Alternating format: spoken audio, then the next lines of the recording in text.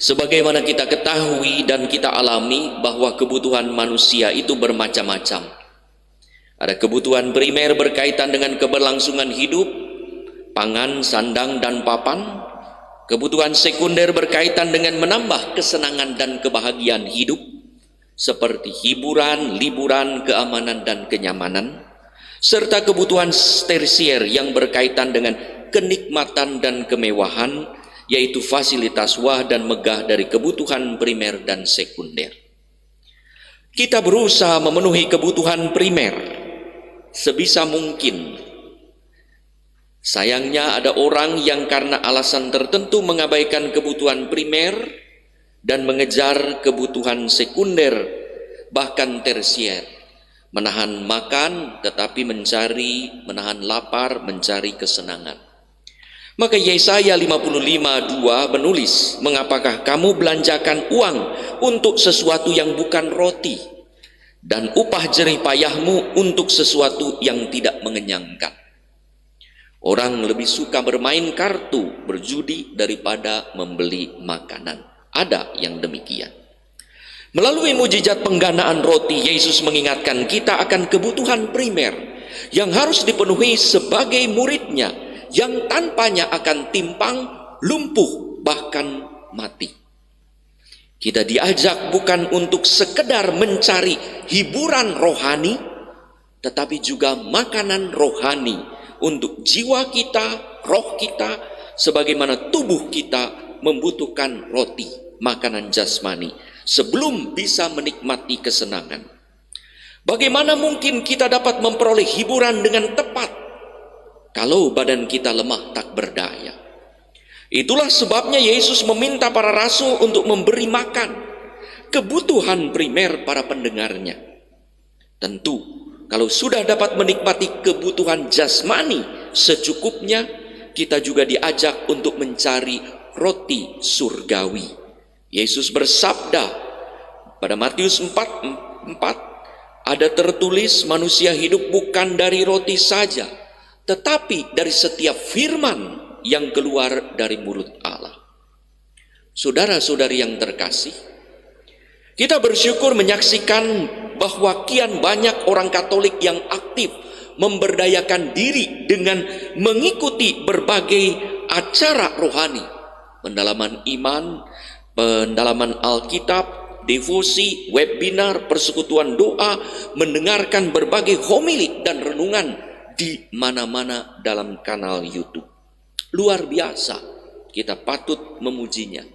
Tapi sayang, dari mereka yang aktif di sana sini sampai kekenyangan istilahnya, ada yang tak bisa atau tak sempat mengikuti ekaristi dan menyambut tubuh Kristus seperti pada masa pandemi ini.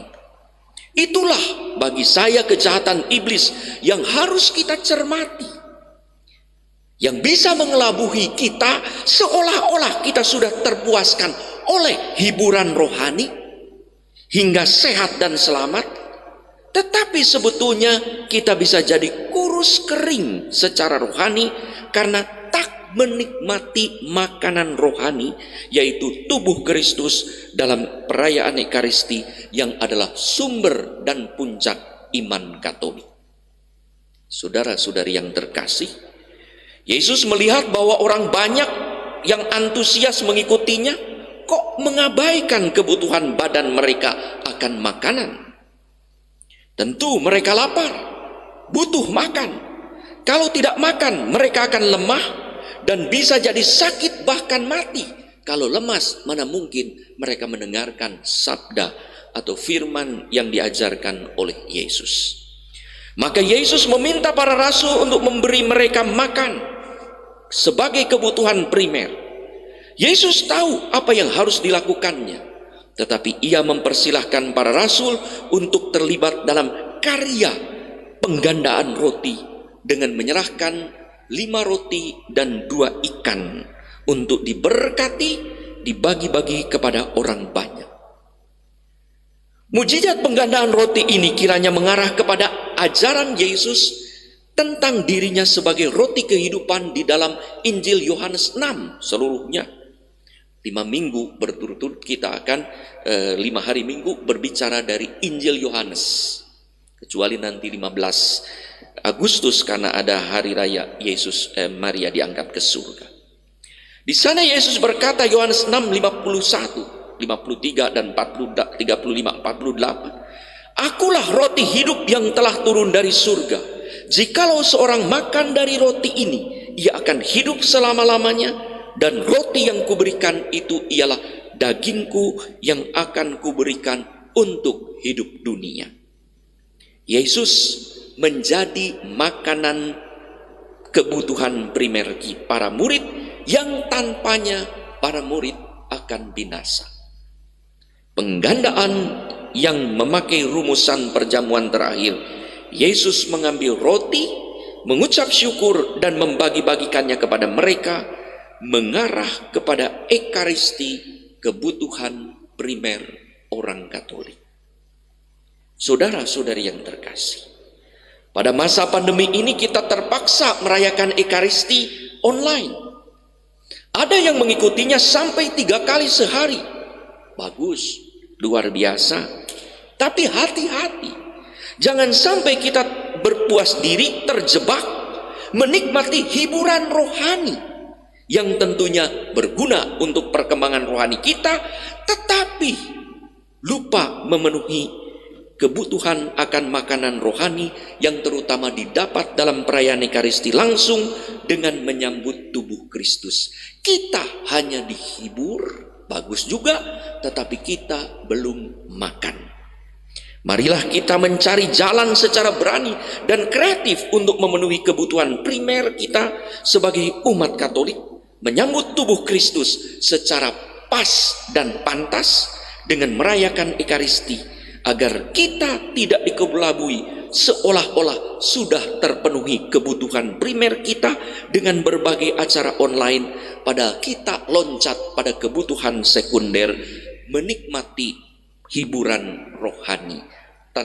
Saudara-saudari yang terkasih, hiburan rohani ini penting juga untuk kebahagiaan kita, tetapi makanan rohani lebih penting untuk keselamatan kita. Jangan sampai kita sudah menikmati berbagai kegiatan rohani online, tetapi ternyata kita baru sekedar menikmati hiburan rohani. Jiwa kita, roh kita tetap lapar. Maka Yesus pun kiranya meminta kita semua, terutama para imam, untuk mempersembahkan Ekaristi dan memberi komuni tanpa diminta. Umat seperti Yesus pun memberi makan 5.000 orang lebih tanpa diminta. Kamu harus memberi mereka makan.